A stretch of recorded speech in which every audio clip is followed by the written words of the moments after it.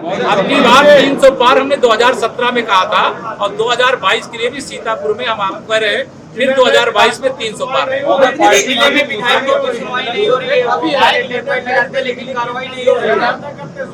जो अधिकारी नहीं सुनेगा उसे खिलाफ कार्रवाई करेंगे। मोदी और योगी सरकार की योजनाओं की उपलब्धियों का बखान करने लोक निर्माण विभाग सेतु निगम की 327 परियोजना का लोकार्पण, शिलान्यास एवं वादों की झड़ी लगाने के बाद सूबे के डिप्टी सीएम लोक निर्माण विभाग के मंत्री केशव प्रसाद मौर्य का जब पत्रकारों से आमना सामना हुआ तो तीखे सवालों से बचते हुए उन्होंने बेबाकी से उनका जवाब दिया।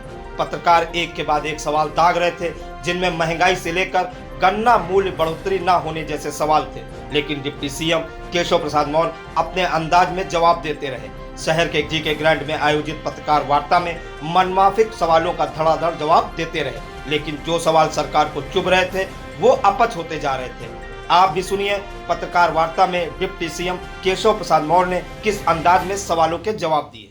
इतना ही मेरा कहना है कि मुंगेरी लाल के हसीन सपने देखने से किसी को रोका नहीं जा सकता है, लेकिन 2014 का उनका बयान याद करिएगा कि लोकसभा के लिए क्या दावा कर रहे थे, 2017 की जब विधानसभा थे तब वह क्या दावा कर रहे थे, और 2019 में तो प्रधानमंत्री पद की शपथ ही लेने जा रहे थे पूरा भतीजे मिलकर।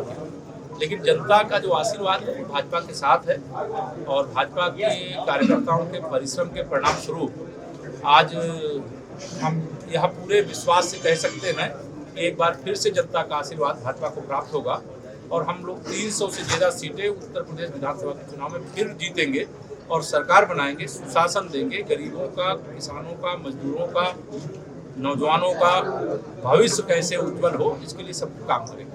महेंद्र जी, आपकी सरकार दावा करती है कि पूरे प्रदेश की सड़कें गड्ढा मुक्त हो गई। आपके आगमन पर ही कल से लेकर अब तक तमाम गड्ढे रास्ते के भरे गए जिस रास्ते से आप आए। क्या है, क्या स्थिति क्या है इसमें? आप पहले तो आप अगर 2017 के पीछे कोई कैमरा होगा आपको तो उसको देखिएगा। सामान्यतः वर्षा काल में सड़कों में गड्ढे होते हैं और 15 सितंबर से गड्ढा मुक्ति का व्यापक अभियान फिर हम लोग चलाने जा रहे हैं। तो जो इस प्रकार की चीजें रहती, वर्षा काल में सड़कें थोड़ा खराब होती हैं। ये नहीं है कि एक बार बन गई तो वो फिर 100 साल नहीं खराब होगी। 22 में अपराधियों पर ऐसा ही शिकंजा जारी रहेगा जब सत्ता में आएंगे। भाजपा की सरकार का मतलब है कि अपराधी सिर्फ अपराधी है, अपराधी नेता नहीं बन सकता। अपराधी जो होता है उसके खिलाफ कार्रवाई होती है और हमने कार्रवाई की है, चाहे वो अपराधी हो, माफिया हो, किसी क्षेत्र का माफिया हो, कार्रवाई की है, आगे भी महंगाई को लेकर जो है विपक्षी जो है काफी हल्ला बोल रहे हैं। उसमें जो भी आवश्यक कदम है सरकार उठाती है। अब विपक्ष हमला जो बोलता है उसकी धार कुंद है, क्योंकि जब केंद्र में सपा बसपा के समर्थन से कांग्रेस की सरकार थी तो ये मौनी बाबा बने रहते थे।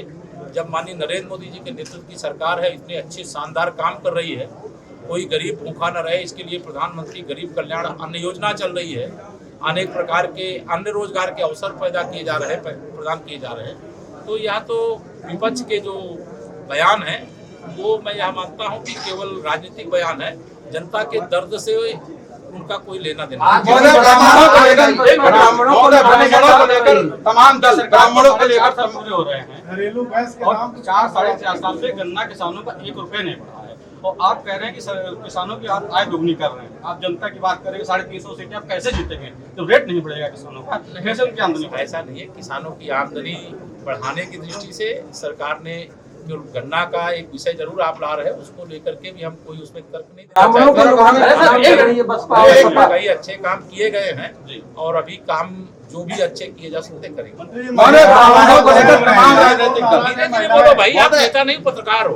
नेता तेज बोलने के लिए क्या नेता का अधिकार है क्या? मैं सुन रहा हूँ ना, धीरे से महोदय अपनी आवाज और लोगों के बीच में उठाने के लिए अपनी आवाज तेज करनी पड़ती है। आप राजनीतिक गलती तेज करते हैं, आप राजनीतिक लोग एक साथ बोलो तो क्या करूंगा? महोदय, तमाम राजनीतिक दलों का इस समय केंद्र बिल्कुल ब्राह्मणों की राजनीति की तरफ है। जब से बसपा ने ब्राह्मण सम्मेलन शुरू किया हर दल उधर जा रहा है। क्या मत है आपकी पार्टी का, क्या स्टैंड है? सबका विकास, सबका विश्वास, सबका प्रयास और सबका समर्थन आशीर्वाद भाजपा के साथ है और जो आज कुछ भी कर रहे हैं उनका इतिहास समाज जानता है और वर्तमान नहीं जब चुनाव होंगे उनको ध्यान में आएगा।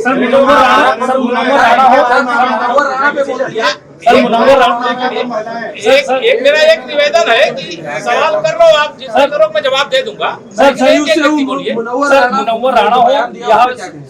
कोई भी ये तालिबान कोई भी सपा का हो, बसपा का हो, कांग्रेस का नेता हो या किसी संगठन से जुड़ा हुआ हो, अगर कोई तालिबान के समर्थन में बयान देता है तो उसकी मैं कड़े से कड़े शब्दों में निंदा करता हूं। उसके खिलाफ कठोर से कठोर कार्रवाई हो रही है और जिसको तालिबानों से बहुत प्रेम है वो अफगानिस्तान जाए। एक्चुअल में सर 4.5 साल में आप इतना सुलभ मिल जा रहे हैं हम लोगों को, 4.5 साल को मिला तो है और आप आसान भी हैं, हम लोगों को मुश्किल के जवाब भी दे रहे हैं, तो इसलिए तमाम सवाल आप ही से हो रहे हैं। इसीलिए क्या सर वाकई में ये बताइए कि महंगाई आपको कहीं नजर आती है?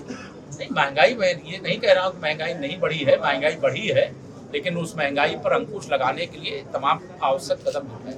जैसे कुछ बताएं, कुछ एक्सप्लेन कर दें हम लोगों को। एक्सप्लेन करने की जरूरत नहीं इसमें है, क्योंकि जैसे अब आप कई बार डीजल पेट्रोल और गैस के दाम की बात करते हैं, वो विश्व बाजार से जुड़े होते हैं, उसी के हिसाब से उतार चढ़ाव होता रहता है।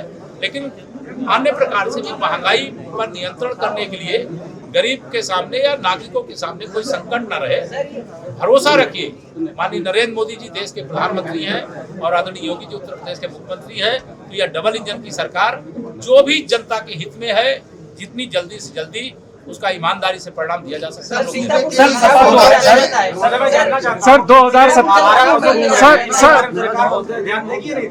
ध्यान दिया जा रहा है। आप तो हर गांव में देखते होंगे, इस समय हम लोग कोशिश कर रहे हैं कि हर गांव में जो पहले केवल हमारा चाहे गौवंश हो, बछड़े हो, चाहे भैंसे हो, उनसे खेती का काम होता था, अब ट्रैक्टर आ गए हैं, तो उसके कारण से जो दूध देने वाले पशु होते हैं उनको तो लोग पालते हैं और बाकी को छोड़ देते हैं। हम किसानों से भी अपील करते हैं कि छोड़े ना।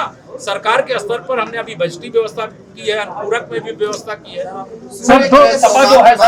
सर 2017 में सौगात दे रहा है और जिले में जो सौगात दे रही है, हमारी सरकार का एक ही लक्ष्य है कि विकास की योजनाएं धरातल पर उतरे और आप इसके साक्षी होंगे। पहले आपको खबर जुटाने के लिए किस प्रकार के गड्ढे और किस प्रकार की सड़कों से होकर गुजरना पड़ता था, और जब आप वास्तव में मतलब सवाल तो आपको करने का अधिकार है, लेकिन सही तरीके से जब समीक्षा करेंगे तो आप भी हमें अधिक नंबर देंगे और 2022 में आप भी अमीर सर सपा जो है सर मुसलमानों के वोट तो ले रही है, लेकिन अब्बा जान के नाम से बहुत परहेज करती है सर।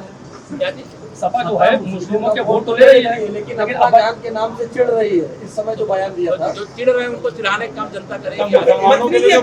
सर 2017 में भाजपा ने 400 सीटें लाने का वादा किया था, आज जो है भाजपा कह रही कि 300 सीटें हम ला रहे हैं, 100 सीटों का अंतर कैसे हो गया? 500 ये कौन कहा था? हमारे यहाँ कोई नहीं 400 सीट की बात की, अखिलेश यादव जी ने बात की पिछले विधानसभा चुनाव में। पिछले 300 पार करेंगे ये कहे थे, आपको याद नहीं?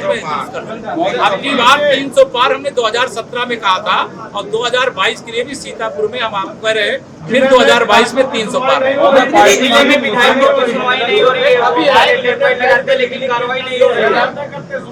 जो अधिकारी नहीं सुनेगा उसे खिलाफ कार्रवाई करेंगे।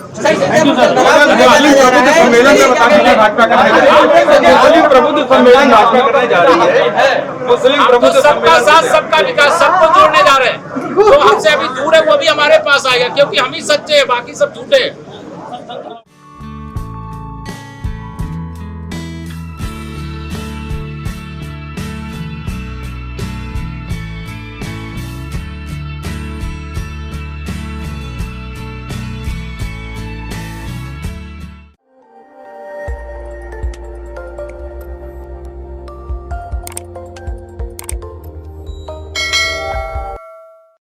खबर आपकी, नजर हमारी। देखते रहिए आई इंडिया।